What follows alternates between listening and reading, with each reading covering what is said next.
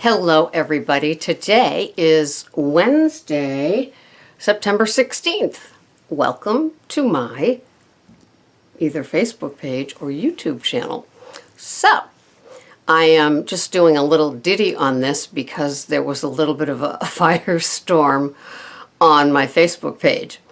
And it was very interesting. And it was bothering me, and I guess it bothered the initial poster or the first one to chime in on what the initial poster said. So if you don't know what I'm talking about, you're going to have to go to the Facebook page and read about it. But what that got me to thinking is how we communicate in a world where we're barraged with you must eat this, or you have to have that, or it won't work, and all the different things that we believe in and we feel. So I left on my walk, and that's when I can do a lot of processing and accepting of things. And it was very, very interesting. I listened to a woman being interviewed by Abel James, the fat-burning man, who was just the nicest, coolest, most open to hearing things man. He's just such the genuine article, you know. So he was interviewing this woman named Alexandra Jameson.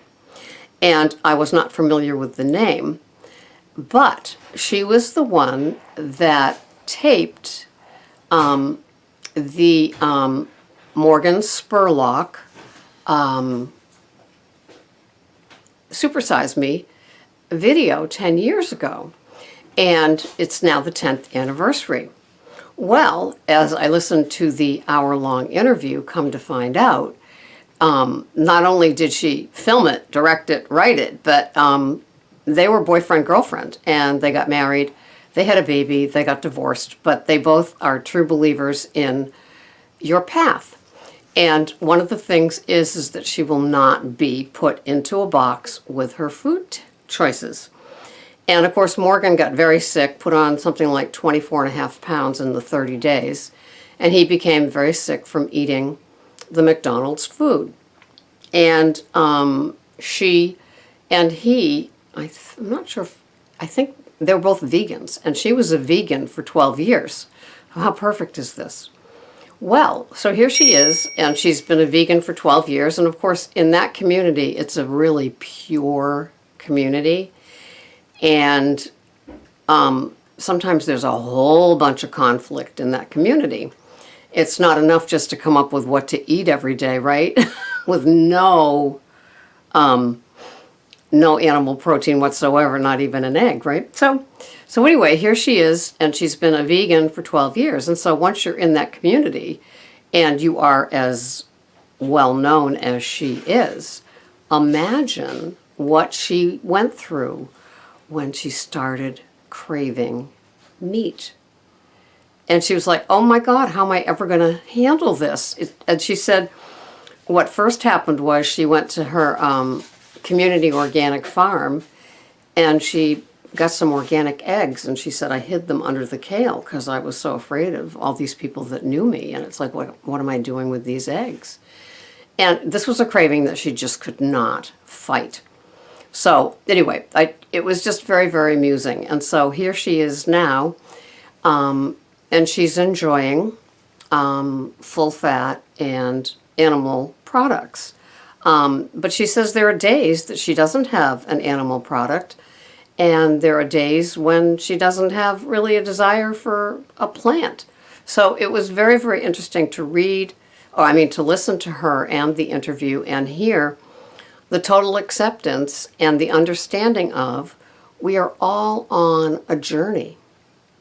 And there are some things that happen to us upstream in our journey, and these cause health issues later on down the line. So some of us get to the party with things that we have to take care of and maintain, chronic sort of things.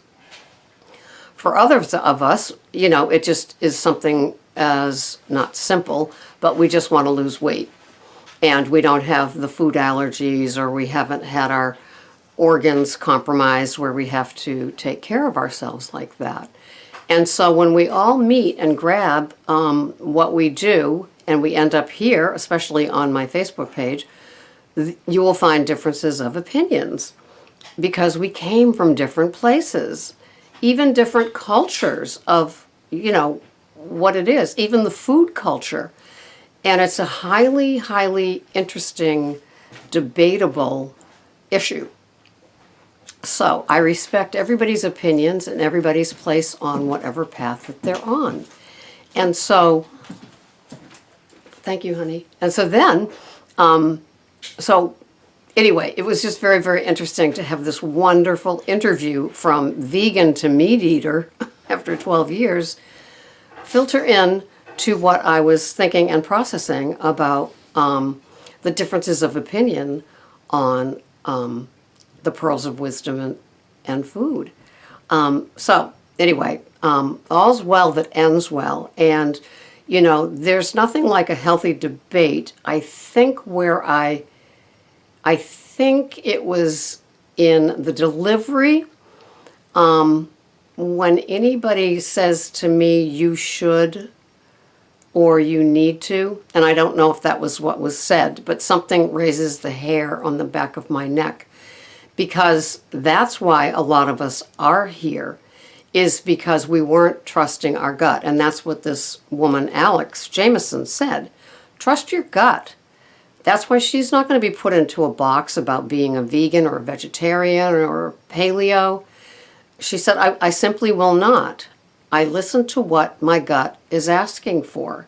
She said, of course, I don't have processed food and I don't have, wheat.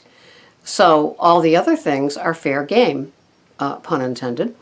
And so that is the same for me, I've just upgraded things and I aim for the grass-fed because, you take an animal that's been fed moldy grains and that becomes part of them, and then the meat is harvested and we buy it and we're buying it's not like it was a choice for them, but they weren't fed things that have our best interests at heart unless you get organic or grass-fed products.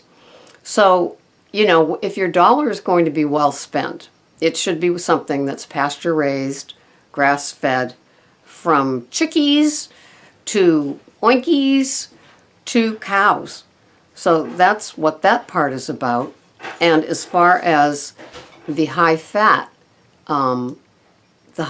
part of my diet, I am telling you that, and I have been telling you in my videos, that I'm having not 4 ounces of cottage cheese, but 2 ounces of cottage cheese because I went to the high fat. And it's the same thing with the yogurt, unless I'm having it for breakfast and then it's a half a cup. Otherwise, it's 2 ounces. So it's not like I'm dripping in high fat, high protein items. I am definitely a moderate high fat eater.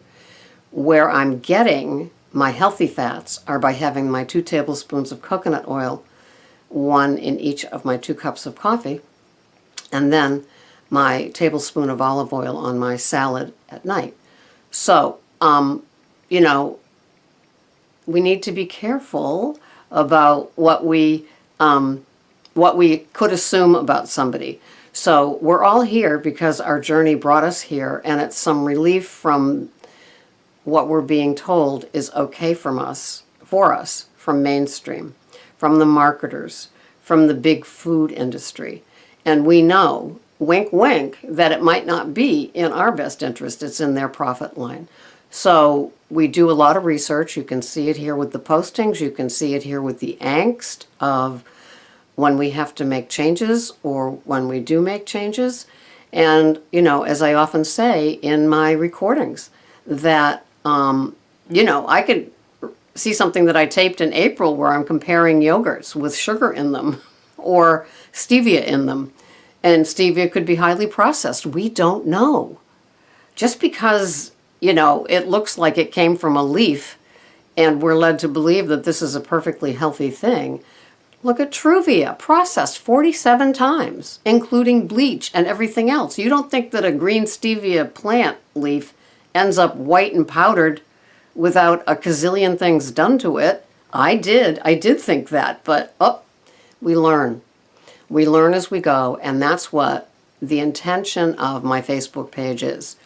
It's a teaching tool. It helps us learn. It helps us evolve for what our gut tells us is right for us. There's no box. That's the problem. You're not going to put me in a box. And for those of you that don't want to be put in a box either, I applaud you. I'm glad you're here. And you are serving what my purpose is by becoming a member of my beloved tribe. Thank you for watching. This has been Sarah. Till the next time, bye-bye for now.